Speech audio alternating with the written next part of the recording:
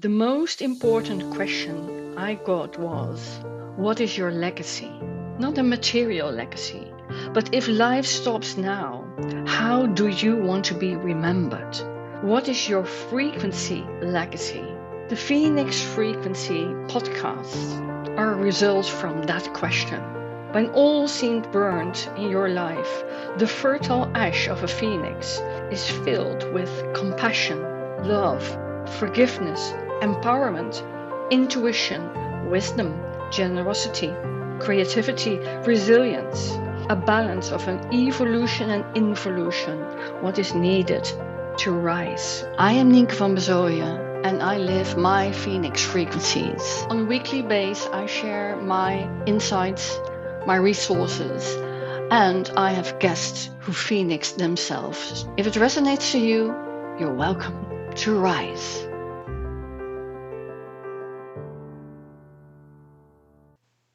Welcome to the Phoenix Frequencies. Are you aware when you're holding your breath? It's a natural thing, holding your breath. We are holding our breath if something or someone inside or outside us is asking for our full attention. It can be beauty or pain, fear or excitement. Then it's like, ooh. And love, for example, can lead to an exhale. It's all natural responses. It's the difference between and ah. It's all how we steer our breath. In an inspiration, we can pause to bring things in. And in expiration, you're sharing your inspiration. Interesting to see that in English.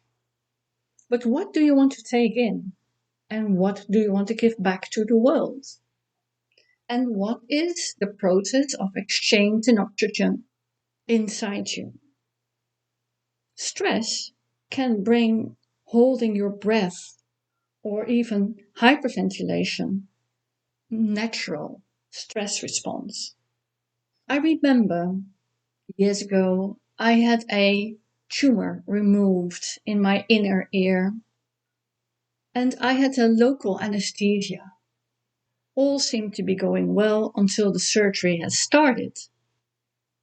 And when the surgeon was going deeper, we realized the anesthesia had failed. So only the outer part of me was numbed, but the inner part of me was fully receptive for everything what causes pain. But it was a point of no return. For me, it was something like labor. If a child decides to come out of your womb, you can't say, well, now it's not really convenient time. Let's do it tomorrow over. No, when the labor is there, you go through because that's the moment your child wants to be born. And the surgeon was in my ear and it was a point of no return. So what did I do? I did exactly like I did during the labor of my 2 kids. Here in the Netherlands, we often just have the natural birth. So I can say that is uncomfortable, but we're trained to steer with our breath, like a huffing. Just go through it by breathing. I did no different when the anesthesia failed. I was huffing my way through. And even when the doctor asked me, quite a while into the surgery, how are you doing? How do you do it? I snapped at him like a woman in labor can do. I'm just breathing. Poor man, he did what he could do. And we came to a teamwork. I could do the huffing and he could do the surgery. But I remember another event as well. I was in a job, in a position with a lot of stress, and I was looking for a way to resolve that stress. It was an hour drive to get to my job, and I noticed I was yawning nearly the whole time. So in a way, I had a shallow breathing, and the body responded just to get the inspiration and expiration balanced for the body. Otherwise, we can't focus. So the hyperventilation, in a way what I did, made me aware where my real focus was. I also noticed, because I'm conscious about my breathing nowadays, when I'm holding my breath, for example, in the world events, like I can see in Myanmar or Ukraine or Gaza going on now, Israel, where people suffer, the refugees, the people who really struggle in life. I can hold my breath there, but I also learned that isn't helpful, because the only way I can just expand in my whole way I am with this situation is when I inhale and exhale. In my case, what's helpful, even in length, like hard math teaches. For me, it instantly balances my system.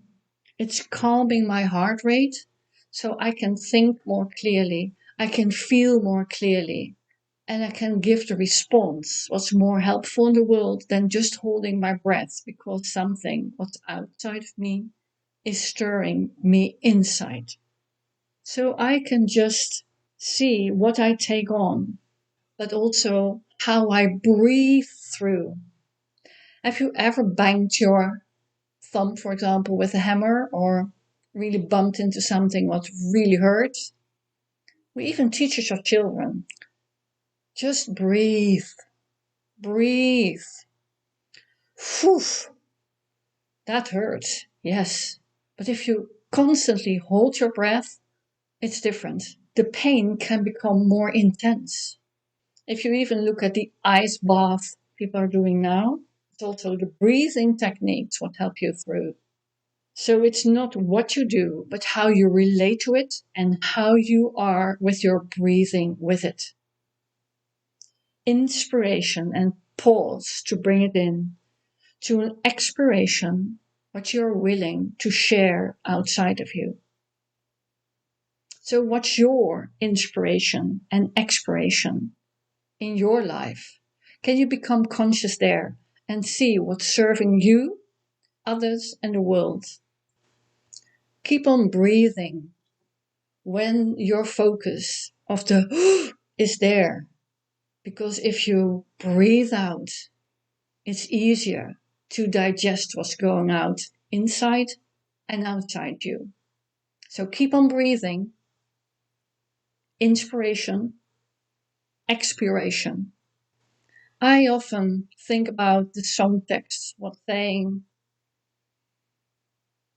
I'm underwater and I'm breathing fine. So if the pressure comes up from the outside and you can feel your breathing, it's easier to be with the pressure outside you. So I felt underwater due to surgery. I felt underwater maybe in labor, but still, if I know where my breathing is going and I can be with that, I will be fine. Breathing is a life force. We all know that. And when a child is born and it isn't crying or breathing deeply, in my nursing days, you would just smack it on the bottom and just have the shock from the outside, making a deep breath and then a big exhale as well. We don't need the external shock of being beaten on the bottom there. But we can steer our breath to stay in balance in our life force, in our breathing. Keep on breathing, because if you're aware of your breath, you can create the miracles. So you will be fine.